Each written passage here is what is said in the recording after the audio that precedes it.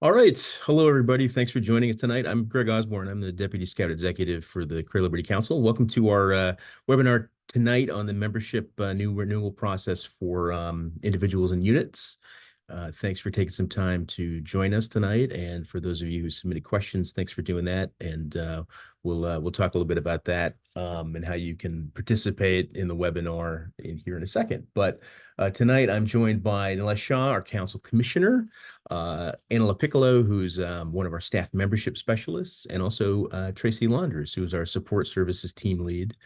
Not joining us tonight because she had another engagement is Diane Campman, who's our council registrar, but she certainly put a lot of effort into the presentation and getting things ready for this. So one of the things I'd ask is you should have a Q&A feature in Zoom. So if you have any questions as we go through the webinar, please feel free to put it in there.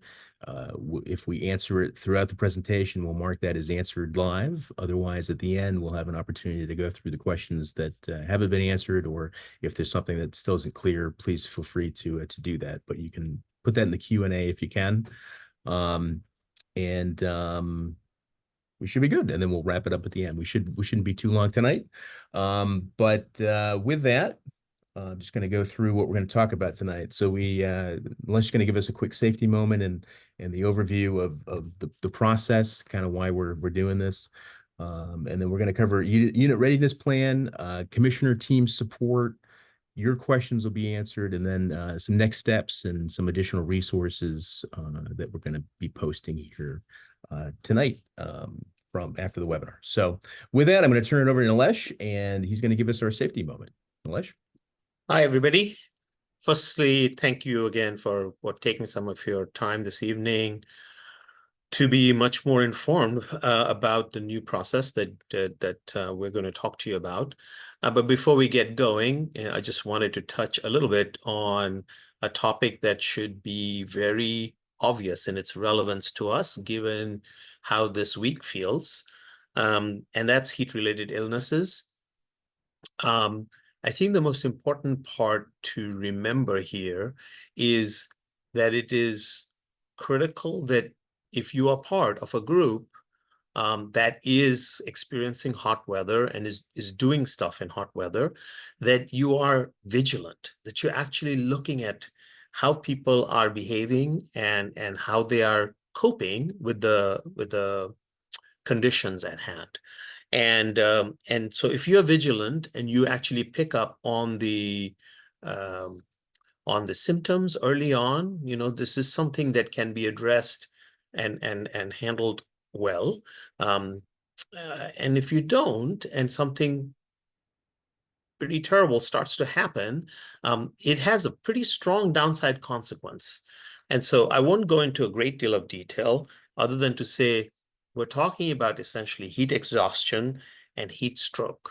And all of that results from the body overheating, the sweat not evaporating quite the way it does, and not providing the cooling effect that a body uses sweat for, and consequently the core temperature rising.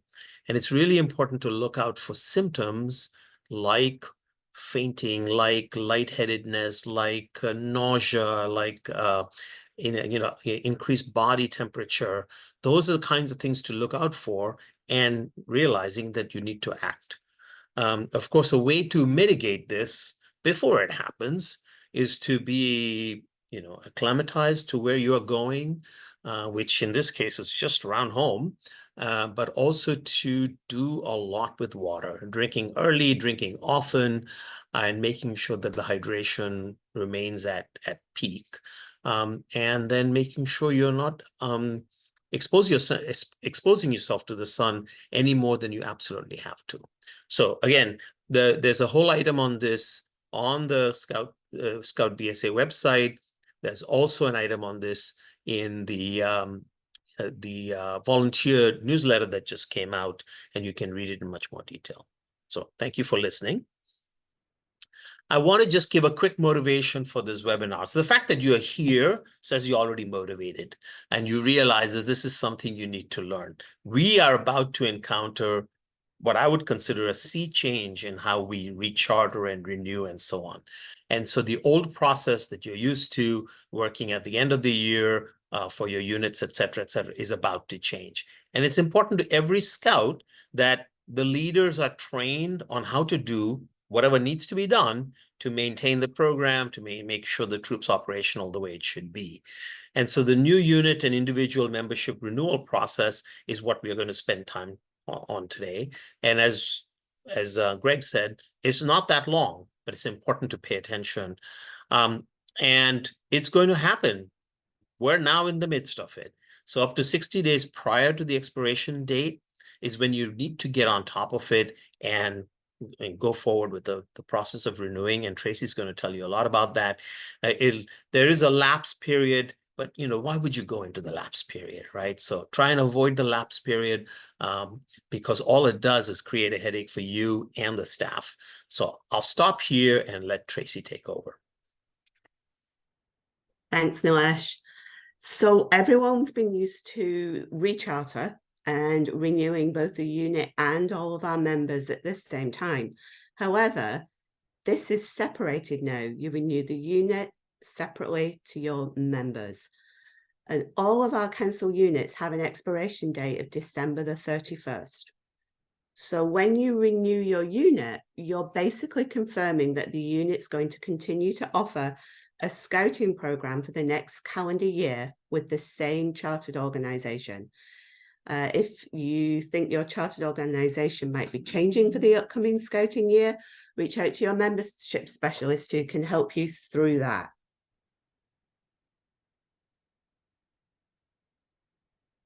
So how does the unit renew? Really, really easy. You go into my.scouting, an organisation manager. The unit renewal is there on the menu. You'll need to validate your leadership. So take a few minutes, make sure that everyone's in the right position. Everyone has youth protection training. Everyone has state clearances. And then you will just e-sign on that page, pay, and hit submit. So renewing individuals is a little bit more detailed. You have options within your unit as to how you do that. You can have the individual or the parents renew themselves and pay directly to the national office, or the unit can elect to do the renewal.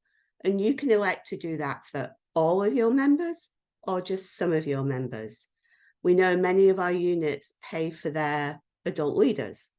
So this is the option that you would select to do that. The unit can also choose to not renew members, which is the opt-out. You can also change Scout Life subscription settings. And it's really important that you communicate how the unit is going to be handling individual renewals to your families early and often. And we're going to have Anna now review the steps a unit can take to be ready for these changes.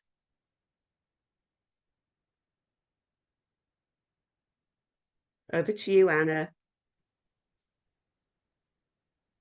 The unit committee should review the new processes and decide by July, the end of July, how they wish to handle individual membership renewals within their units and communicate this to their families. There are two choices: the family renews and pays online from renewal email they receive. They will pay the membership fee, the council fee, and the Scout Life subscription if it's selected. Or the family pays the fees to the unit prior to the expiration date of their membership, and the unit handles the renewal and makes the payment. The unit should have all members verify their email addresses is current and ensure updates are made. If not, we recommend that it's done by October 15th. The unit committee should appoint one of the key three to handle the unit renewal as well as individual members if the unit elects to renew some or all of its members. No, it must be a key 3 member, not a delegate. It also is good to have a discussion with the charter organization about approaching a COR designee if one doesn't already exist.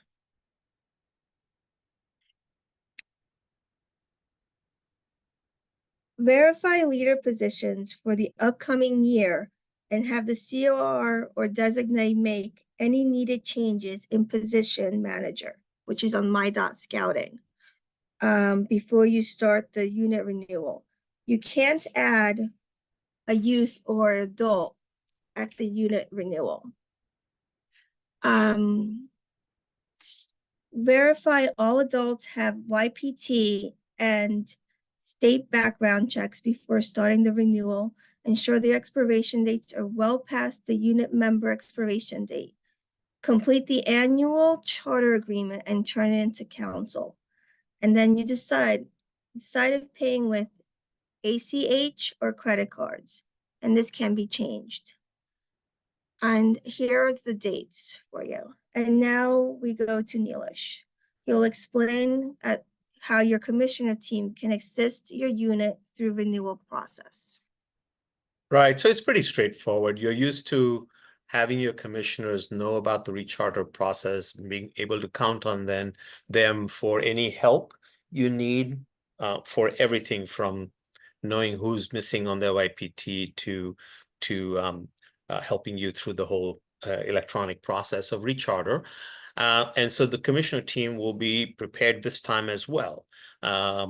And I've asked all the district commissioners to make sure that their unit commissioners are knowledgeable enough about this process so that they can either do it through a roundtable or come to a meeting with the unit to help them through it, or even just a quick phone call or email for specific questions. So do reach out to them if you're struggling. And even if you're not struggling, if you want somebody to lean upon as you're going through the process, certainly reach out to them. And you can find your unit commissioners and other district key contacts through the link you're seeing here. So it's colbsa.org/districts. And failing everything, you can ask one of your membership experts to point out which commissioner to work with if you haven't worked with a commissioner before, which would be a shame, but it does happen.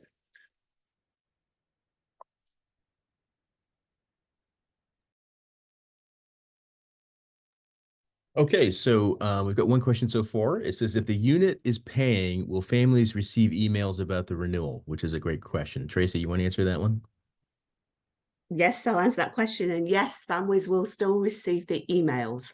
They're going to be generated 60, 30, 15, and 7 days before the unit, so before the individual membership expires, and then again 24 hours before. Even if the unit has told, has selected unit pay and has told families, don't worry, we'll pay, unfortunately, they will still receive an email. So again, frequent communication between families and the unit is key.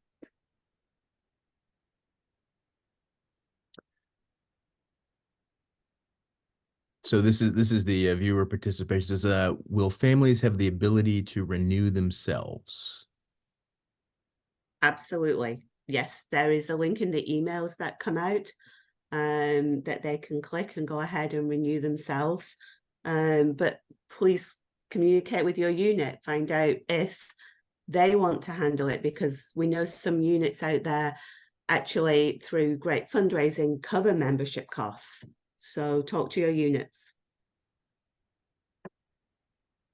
So the good news, bad news is there's several different options. Yeah, so it's to kind of fit what what the needs of the unit are, but sometimes that makes it a little bit more confusing for the family. But the good news is if you've got if the unit is paying and you're monitoring that the individual renewals through my.scouting, and you renew them right on time, I assume once they're renewed, they're not going to receive reminder emails anymore. So once they are renewed, and somebody's keeping track of that, then should be all set. Another question, will the families have the ability to renew themselves if the unit is set up to pay? Yes. However, the system's clever enough to recognize when a payment has been made, regardless of who makes that payment, and will therefore not allow another payment to go through. So if the unit is paid already, the family won't be able to pay. And if the family's paid already, the unit won't be able to pay. We get a question, will the slides be posted somewhere for us to access? I can answer that one. We're going to, once we're done tonight, probably by the beginning of next week, on the news and updates section of the website where the link to this was, we're going to put a news item there that'll have all the information that we presented tonight, along with this webinar, the slides, and also some resources that Nationals put out about it as well.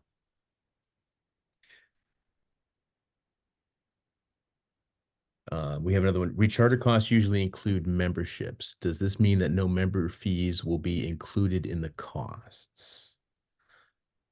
I'm not quite sure. I'm not quite sure what that.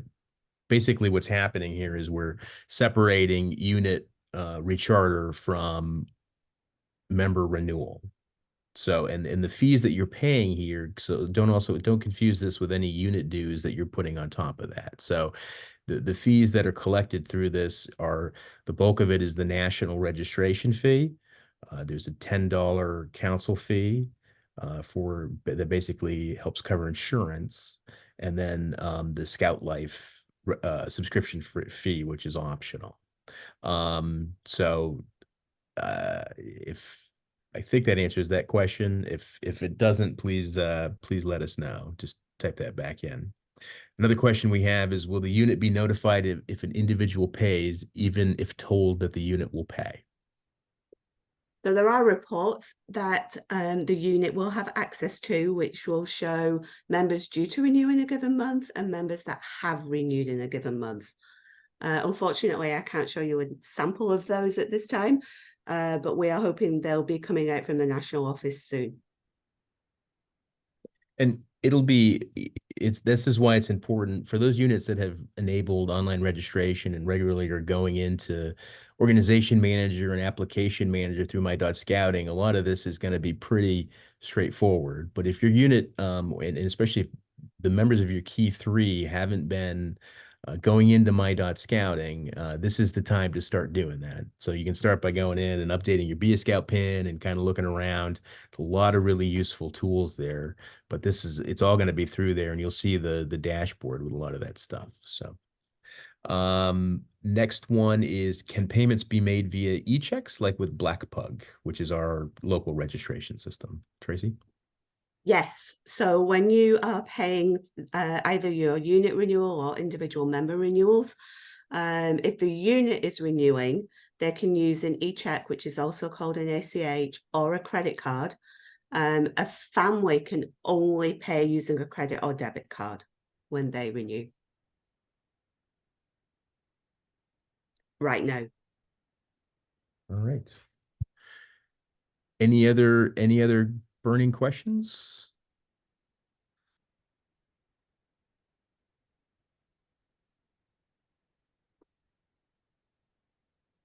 Oh, here we go. Can COL BSA unit accounts, so the custodial accounts, be used? Great question.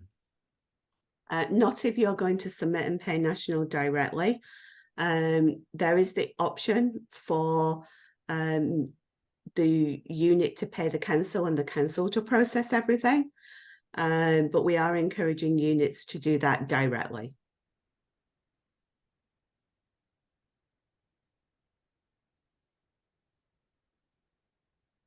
All right, I'll give it another couple seconds for any other questions, and you'll have a chance. Obviously, this isn't the last time you can ask questions, but and we'll give an opportunity for you. You can post on the volunteer Facebook group that we have, or on our Facebook page, or of course, contact any one of us, your staff membership specialist, or anybody on the staff team, or your unit commissioner can help you through this as well. So, oh, we got another one here. Will everyone in a unit have the same payment schedule so we are not fielding questions throughout the year? No. Members' expiration date is based on the day they actually join. So currently, most people have the same expiration date of December the 31st. But anybody who joined a unit after August the 1st of 2023, they expire 12 months from then, but like the last day of the month. So if you joined on September the 15th, 2023, your expiration date is August the 31st of 2024. So essentially, you know, member of the key three has got to go in at least once a month and just take a look at that dashboard and see who's up for renewal. And you might be, well, then aren't we kind of like rechartering, quote unquote, every month? And the answer is no, but it is a little bit more time consuming. But a member of the unit key three has got to go into Scouting on a regular basis anyway for a variety of things. If hopefully you're enabling online applications for adults and youth, you need to go in and approve those. And if those just kind of hang out for a long time and somebody's paid online to join and they don't hear anything, well, that's not that's not really a good introduction into scouting. So it's not going to, and a lot of our recruitment happens in the fall. So that's when it's going to be a little bit heavier, but you want to go in at least once, on a regular basis and take a look at that. While you're also taking a look at, I mean, there's folks who also through Be a Scout, they register, but there's also folks who submit questions and what we call leads on the lead manager. And you want to follow up with those folks too. And like Tracy said, some of those things can be done by a delegate or a designee for that the key three can go in and appoint for some of those things. Some of those things have to be done by the member of the key three, the charter organization rep, just because of rechartering rules. But so it shouldn't be, I mean, it shouldn't be too time consuming, and you want to be going in to Scouting on a regular basis anyway. Any other questions? This is great stuff.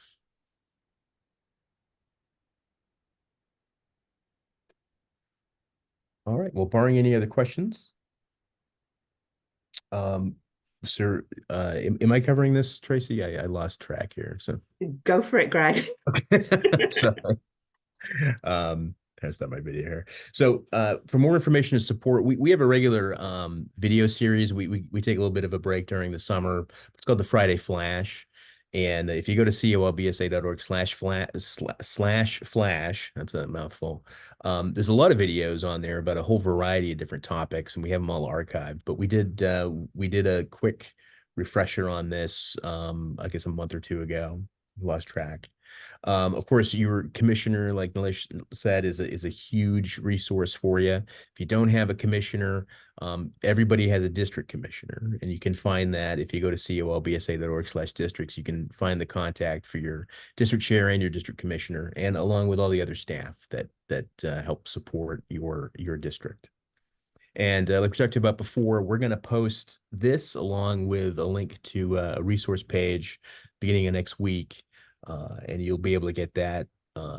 We don't have the short link for it yet, but you'll be able to get it right at the homepage, colbsa.org. Just scroll down to the news and updates, and you'll see, the registration and rechartering and renewal process. You'll see that on there, and then I'll give you a link to all the different resources. So really appreciate everybody's time tonight. We didn't want to keep you too long. Thanks for all you do for scouting.